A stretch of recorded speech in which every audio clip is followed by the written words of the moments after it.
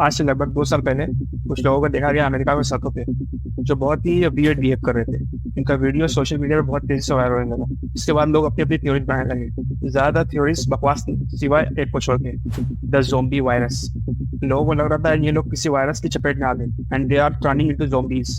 और ज़ोंबीज क्या होते हैं और क्या ये सच में होते भी हैं या नहीं, और अगर होते हैं कितने खतरनाक होते हैं, तो आज यही सब जानेंगे आज की इस वीडियो में।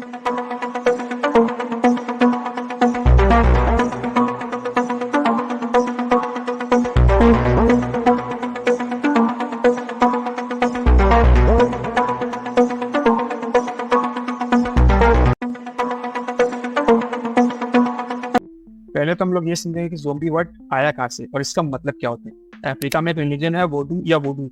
उनका मानना था जो लोग मर जाते हैं ज़ोंबीफिकेशन करने के बाद उनको फिर से जिंदा किया जा सकता है। और पहली बार यहाँ से ये वर्ड आया ज़ोंबी।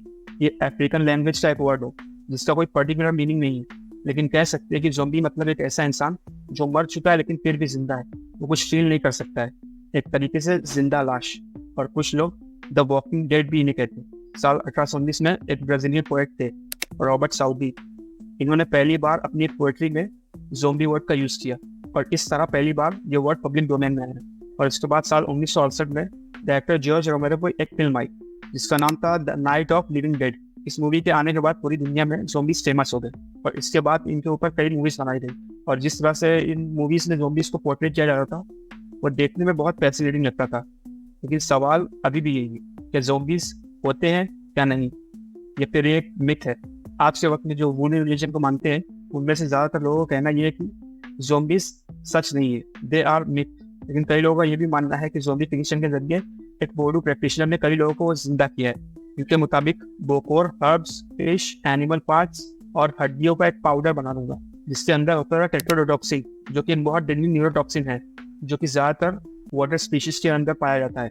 अगर इसका हाई डोज किसी इंसान को दिया जाए तो वो कोमा में जा सकता है या मर भी सकता है और बाद में उसको किसी तरीके से वापस जिंदा किया जा सकता है। ऐसा मानना था बोकोर का। लेकिन आज जो फिल्में बन रही है वो उससे बिल्कुल ही अलग है।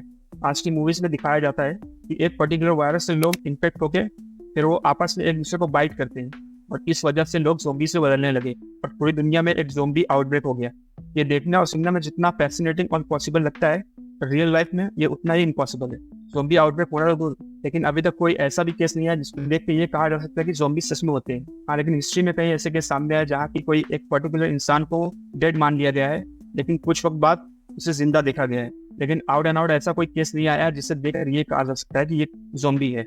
फिर आप लोग कहें कि इसका क्या, जब मैंने वीडियो की शुरुआत में कहा कि यूएस की सड़कों पे कुछ लोग ज़ोंबी की तरह बिहेव करने लगे, ये सच है, लेकिन वो कोई ज़ोंबी नहीं थे। दरअसल ये लोग एक तरीके के ड्रग ओवरडोज में थे जिसके बहुत ज़्यादा डोजेस की वजह से दिमाग बिल्कुल भी काम करना बंद कर देता है और सिर्फ बॉडी मूव करती है। इस वजह से देख के ऐसा लगता है कि ये बिहेव कर रहे हैं बिल्कुल ज़ोंबीज की तरह, क्योंकि हमने फिल्मों में भी जिस तरह से ज़ोंबीज को पोर्ट्रे होते हुए देखा है बिल्कुल ये एग्जैक्ट बिहेव कर रहे थे। तो इस वजह से ये न्यूज़ बहुत तेजी से वायरल होने लगी कि लोग ज़ोंबी वायरस का शिकार होने लगे।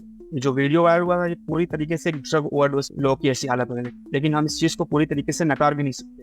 कुछ दिनों पहले एक ऐसी ही वायरस की खोज हुई है जिससे आगे चल के एक खतरा माना जा सकता है। साइबेरिया के अंदर बर्फ पिघलने की वजह से अलग अलग जगहों पे कई प्रकार के वायरस पाए गए हैं।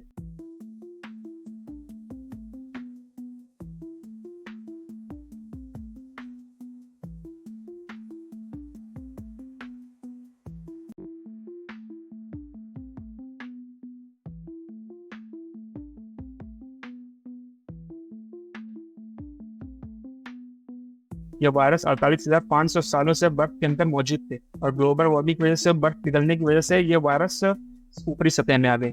आम लफ्जों में साइंटिस्ट ने इन वायरस को नाम दिया ज़ोंबी वायरस। ऐसा क्यों? जिस तरीके से फिल्मों में ये ज़ोंबी वायरस फैलने की वजह से लोग ज़ोंबी में बदलने लगते हैं, अगर कभी ये वायरस का आउटब्रेक हुआ तो ये वायरस उसी गति से और उसी तरीके से फैलेगा, ये साइंटिस्ट का मानना है। लेकिन इनके सिम्टम्स के बारे में भी कोई कहा नहीं जा सकता कि इनके सिम्टम्स कैसे होंगे। फिलहाल ऐसा कोई भी वायरस नहीं है जिसकी वजह से कोई ज़ोंबी आउटब्रेक होने का खतरा है। ये वायरस तो कई हजार सालों से बर्फ के नीचे मौजूद था और ग्लोबल वार्मिंग की वजह से ऊपर आ गए। लेकिन आप लोगों में से कुछ लोगों का मानना ऐसा भी होगा कि जब ड्रग ओवरडोज की वजह से लोगों का दिमाग काम करना बंद कर सकता है तो आगे फ्यूचर में भी ऐसा कोई वायरस या ड्रग आ सकता है जिसकी वजह से लोग ज़ोंबी से तब्दील होने लगे। ये ऑलमोस्ट इम्पॉसिबल है, इसकी पॉसिबिलिटी दूर दूर तक नहीं है, क्योंकि फिल्मों में इंटरटेनमेंट के लिए चीज़ों को बहुत ग्लैमराइज करके दिखाया जाता है, बहुत बड़ा चढ़ा के दिखाया जाता है। ताकि ऑडियंस को ये चीज़ें काफ़ी इंटरेस्टिंग लगे। लेकिन रियल में ऐसा कुछ नहीं होगा। और अगर हुआ भी कभी फ्यूचर में, पॉसिबिलिटी तो जीरो है, लेकिन अगर कभी हुआ भी तो उस लेवल पे कभी आउटब्रेक नहीं होगा। तो ये था हमारा आज का वीडियो। अगर आपको वीडियो अच्छा लगा तो वीडियो को लाइक करें और चैनल को सब्सक्राइब करें।